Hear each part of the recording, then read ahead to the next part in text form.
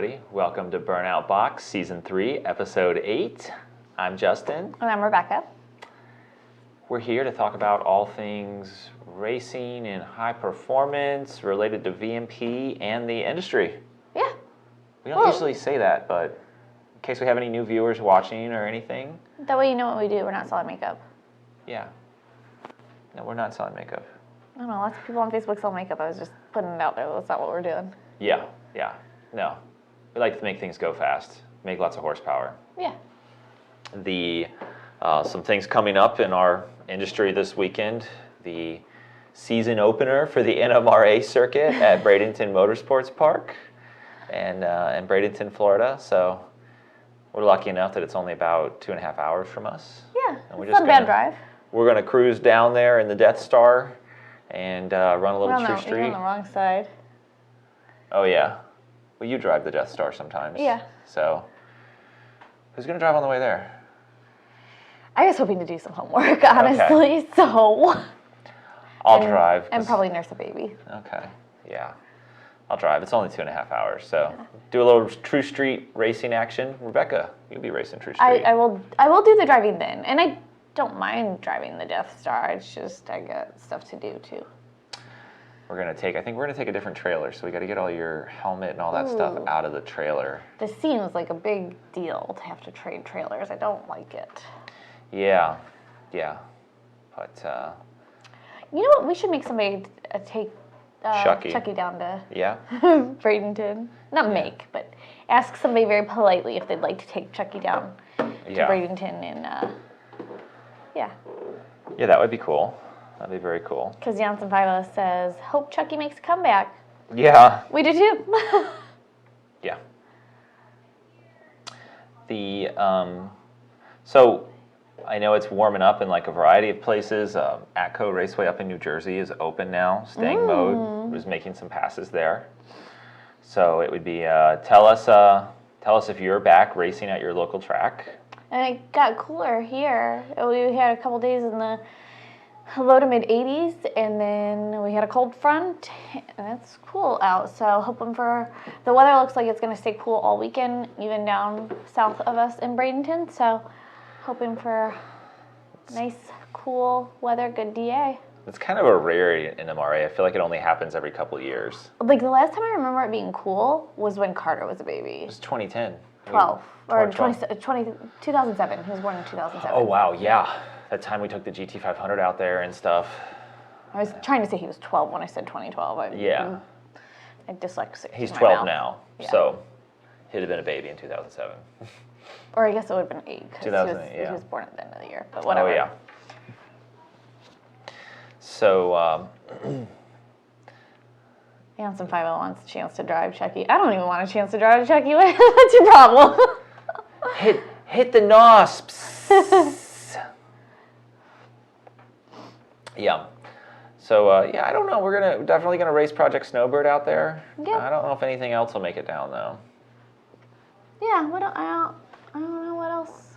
There's a bazillion race cars here, but NMRA is they have a lot of class racing going on, and Rebecca's faster cars are not set up for specific class racing, so she doesn't really have a good place to race there. Nope.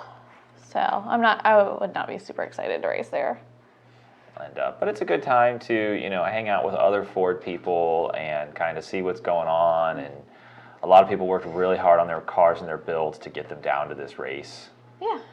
Some people aren't going to make this race, as some of the posts you just read on Facebook. Yeah. But a lot of them I know are, and they're already there because it's Thursday. I know. You know what? Like, it feels so liberating to be going down to that race and not have to worry about what time I'm going to get there on Friday, whatever I want to do on Saturday. It is, not stay for Sunday. Like, do what I want on Sunday. Sunday's Orion's birthday, so we'll be back for him for his birthday. Like, the slower, no offense, but the slower your car is, the less, drama. The more fun it is to drive. Yeah. I feel I very much relate to Mark Meering saying, "I want to be home on my couch with my dog." Not me. I don't even think I use the couch at our house. I don't ever sit. No, you don't. But he said, "I want to be home at my couch." On my couch with my dog until I'm actually at the line, and then it's worth being here. When we were talking at Lights Out, and I totally relate to that. Like, until you're actually about to do it, and it's a lot of hurry up and wait. Like, you kind of like, gosh, and then you do it, and you're like, oh, this is fun actually. Yeah, it's crazy, that aspect of drag racing and all the events. Because, I mean, there's, 200-300 cars at an event. They're trying to do a bunch of things. If there's weather delays, if somebody breaks on the track and they have to clean it up, the schedule on paper, it's, 9 to 7. But we've been at events where things don't shut down until 1 a.m. Mm-hmm. Oh, Joliet. Yeah. All the fast food places closed. Can't get any dinner, which is, like, why we bought an RV, because you just sleep at the track, you bring your own food, you cook, whatever, but that's even a production, taking a whole freaking RV to the track. Isaac Campbell says, I have a 600 wheel horsepower S197 with 373s, and the rear tires are not a fan. A friend has a great deal on some 327s. Should I get them or some 331s, and how much RPM difference might I see on the highway? I always like to work these questions back to front. Okay. You'll see a couple hundred RPM drop, and I would really say that the question, 27 versus 31 doesn't really matter. Yeah. I mean, if they're used gears, you can expect some noise. If your exhaust is too loud to hear it, then sure, whatever. The noise doesn't really hurt anything. It's just annoying. Yeah. But the gold standard for trying to have a quiet rear end is to use brand new gears. And then if you have a centrifugal blower, I would keep your 373s. If you have a positive displacement blower, then I think it's not going to make a difference, and it will make it a little easier to hook up and drive. Yeah, I agree. Gap time. Would a Gen 3 or a Gen 3R head unit swap make sense power-wise and cost-wise on a 17 Roush Phase 2 already tuned by VMP with FIC 1000s, 79mm pulley PMAS, and triple pass heat exchanger? Expected power on 93 and 100. Ooh, you want a lot of things, huh? Also, would it be easier on the longevity for the motor? So he doesn't say what throttle body he has. That just came up in one of our recent videos. The Gen 3 and the Gen 3R, they're both 2.65 liter TVS blowers. They're so much more efficient that for the most part it's a no-brainer, especially if you use our trade-in program to get some discount on the head unit. You've got the fuel system. Yeah, to me it looks like you're set up to go ahead and do this, and yeah, it would be worthwhile in my opinion. Yeah, and I mean on 100 octane, it's possible to make 750 to 800 wheel. On 93 octane, you're going to be around that 650 to 700 wheel. You're going to be octane limited. He says a 67 millimeter throttle body. Okay. Perfect. Nice. And would it be easier on longevity for the motor? Theoretically. It's a more efficient blower. I mean, you can make power without having to really work the thing. Don't make as much heat, and you can also do stupider stuff eventually. That's the downside. How good's your self-control? Like if you put a Gen 3 or a Gen 3R on there, like do an 85 millimeter pulley with the 100 octane tune. Don't do a 79. And there's something really interesting about the 3 and the 3R versus the 2300. The 3 and the 3R tolerate more timing at certain points in the RPM range, or they tolerate the same timing with slightly more boost just because of the way the curve comes on and the seat time and the acceleration and everything. Janssen 50. So if you wanted to cut down 60-foot times on a car like Chucky, what would you do next?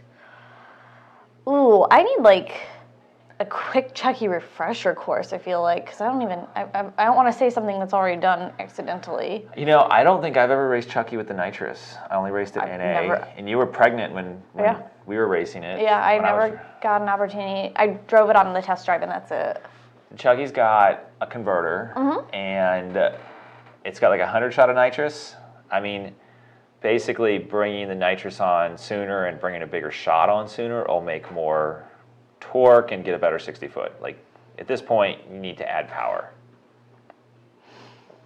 And there's an interesting facet of that. The tire technology with drag radials is so good these days that there's not like a stickier tire. There's not a whole lot in suspension setup. It's got a tire, so it's got a tire at the end. Yeah, it just needs power. Joel Stein, hi guys. I know the 18 to 20 Roush kits are hindered by the smaller intercooler, so how much would your 3-pass heat exchanger help drop IAT2s? Any plans to release a front mount ice tank like you did for the older platforms? So the VMP heat exchangers become a very popular upgrade for those cars. It doesn't solve all the problems. It just helps manage them better and helps the recovery times. And as far as a front mount ice tank, I don't think that we'll do one. The way that they've got that cold air and everything, they pretty much take up all the real estate that we would have used. Larry Doran is excited for when we finish his car again. Well, I'm excited too. Yeah. It should be awesome. Z, I have a stock 2017 Mustang GT and want to achieve 800 wheel horsepower. What do you recommend? VMP Gen 3R and what? VMP Gen 3R kit and like a fuel system, plug and play fuel system for E85. Yeah, don't limit yourself with octane. Gab time. Thanks, Justin and Rebecca. When is the full release of the Odin kits for 18 up and rolling out? Ooh, good question. What do we have? So that's been a hot topic here because we are putting the first kits on cars right now. Yep. There's 3 cars in the shop getting blower kits in addition to a couple of the shop cars that have had them. Basically, the release is limited by the number of parts we have, how fast they can be produced. So it is going to be, I would say, it's about 2 months until, it's about a month and a half until the supply is going to start to catch up with the demand. But you'll be seeing more dyno numbers over the coming weeks, more results from Odin. And it should be a pretty steep ramp up once the supply does catch up with the demand. Yes, we're just putting the final revisions and polish on everything with the design, and right now these are our babies. We're making sure everything's perfect. 100%. And then after that, it's just freaking go, go, go. So. Stu Boyce, is there a power difference between a lower manifold with runners versus a Terminator style manifold without runners? Is there much gain importing the Terminator lowers? Man, Stu, that's a really good question. It's something that we've thought about, looked at, discussed, and I think that the Terminator style is limited by not having a runner, but it allows you to get more volume to the port, which has some benefits too. So it's a mix of issues there. You could port it and improve it slightly, but you just don't have the problem with Terminators is the package is so small. On a GT500, it's a taller deck motor, so the valley gets bigger. Alessandro Sensoli, hi, quick question. Tested personally with video the help that a JLT gave to mine 96 octane tune. Where's 96 octane? It's generally in Europe. Okay, that's what I kind of thought. 22 wheel horsepower over just the tune. I'm wondering what E85 can add in terms of power on my 18 car. Car is mainly road course use. Thanks in advance. So E85 on a road course car, that's interesting. Yeah, why not? Yeah, I mean, and here's the interesting part to me. We've done a fair amount of road course driving, and a Mustang generally gets 6 mpg on the road course on gasoline-based fuel, and you figure that's about 100 miles to a tank, and so that's 4 sessions if you run it completely dry. It's about 3 20-minute sessions if you only get to a quarter tank. So an E85 is you're going to lose a bunch of gas mileage on track with the E85. So you may be a little stressed having to fill up sooner if you're on like a long high-speed road course. Yeah, I mean, AMP is a really short course. Yeah, that is it. So and there's a lot of tracks like that out there. Sebring is not super duper long. It's it's like 3.5 miles, and it's got those couple of straights The straights, yeah. where you get up to 130, 150, and I think you burn a lot of fuel. You're at wide open throttle for a long time. But I never did enough on either of those. I don't recall fueling at all. I let somebody drive my Supercharged Boss 302 around Sebring and ran it out of gas because you can actually. That wasn't me. No, it wasn't you. No. You can actually burn fuel faster in a Mustang, in a supercharged Mustang on the road course, than the gas gauge will move. So you don't know that you're freaking out of gas. And as far as to answer your horsepower question, about 10 rear wheel horsepower. E85 has more octane, it's got more oxygen in it, and it's got more consistent octane. So you should really never be on the NOx sensor with E85. Tucker Hofstetter, sorry. Hey, is the kit for the 6.2 Raptor still available? How much wheel horsepower is safe on the 6.2s? Also, what's the difference rear end wise? I know your F-150 rear end broke. Is that common with F-150s or only because of wheel hop? Thanks. Well, working that question back to front, it's wheel hop. Wheel hop will kill it. Yeah. And we were going for really aggressive times in the F-150, so launching hard up against the converter and stuff. You got to be careful with the Raptors, though, because they have really soft suspension, and that lends to wheel hop. I believe we can still get the 6.2 Raptor kits, the 2.3 TVS kits. Just give us a call, and we'll get all your information, and we'll follow up with you on that. I don't remember, when we had our Raptor, I don't remember. It was so long ago. I mean, Yeah. both her and I raced it at the drag strip, drove it on the street. I love driving that thing on the Yeah. street. It was, yeah. Yeah, you had all the power, you had the view. The view. You could drive over small objects with ease. We never jumped it. We were talking to somebody yesterday that jumped their Raptor. Yeah, shockingly, I never jumped it. But I was pregnant most of the time that we had it, too. Yeah. So I remember somebody saying, but she can't drive that truck, she's pregnant. I was like, that has no bearing on my ability to drive. I don't use my belly. Yeah. I don't use the baby's feet. We're good. Alexander Salvia, I'm so sorry if I butcher names, you guys.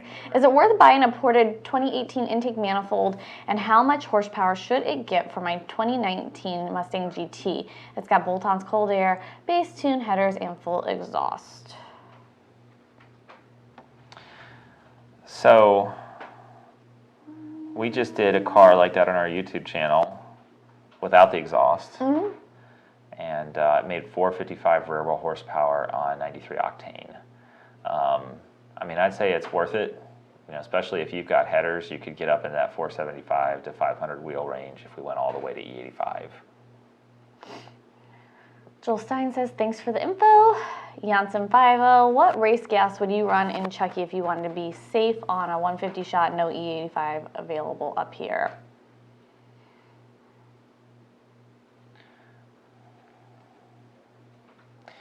Yeah, the good thing about nitrous is it really doesn't take a whole lot of octane. A can of butane would kind of give you the safety factor that you needed. Yeah, that's what I was thinking. Joanne Michael Lopez, how much oil does a TVS use? Remove the snout and need to refill 100 milliliters. More is, sorry to interrupt. And we sell it on the website. Yeah, more is not better. No. Yeah, you don't want to do that. You actually need space in there because the oil obviously gets thrown around by the gears and there's heat and everything like that. So more oil increases heat. Less oil keeps it under control. How much oil does it? Oh, sorry. Got distracted and read the thing again. Kevin McKenna says, you guys rock. New personal best, 1052. Still need to update the tune, though. You rock too, Kevin. That's awesome, Kevin. So he's out there testing it at NMRA. That's great. Yeah, I'm excited to see. He's somebody that I'm excited to see. Not that there's anybody that I'm not excited to see, but... we're gonna be down there tomorrow. We're gonna stop next door first, but if you can run your tuner over, I can throw a tune on it. I can set you up for on-device data logging. You should really data log even if it's just on the device if you make another pass today, because it'll make my tune update that more accurate. And yeah, we'll get you all squared away. Beyonce 50, my 14 Mustang has 50,000 miles and is similar to Chucky. Should I replace or upgrade my fuel pump to be safe? Short-term fuel trims are safe. No signs of leaning out at this point. I'd say if it's good, just leave it alone. Daniel Sinclair bolted the Gen 3R on my SBSC E85 truck. What a difference over the 2.3 Roush on the same boost. Great job on the design and ease of install. I saw that going down last night, right? Oh, was it last night or the night before that I saw it on Facebook? You responded to it. Oh, cool. Oh, yeah, I did respond to it. I think it was last night. Yeah. Very cool. We're glad that you are happy with it. Good to hear. Eddie Maloney says hello. Hola. Hola. I'll translate. Okay. Hola. Miss you guys. It has been forever since we've heard from Eddie. I hope you're doing well. Yeah. Well, it is pretty much time for us to go get ready for going down to the racetrack this weekend. Yeah. So we got to go load up the trailer and the RVs at home, and yeah. I have to make a few dyno pulls and finish doing what I'm doing on the dyno before it goes in the trailer, so it'll be a late night, but it's all good. We'll get it done. Thanks for watching, everybody. Make sure you like, subscribe, and share. We'll see you next time.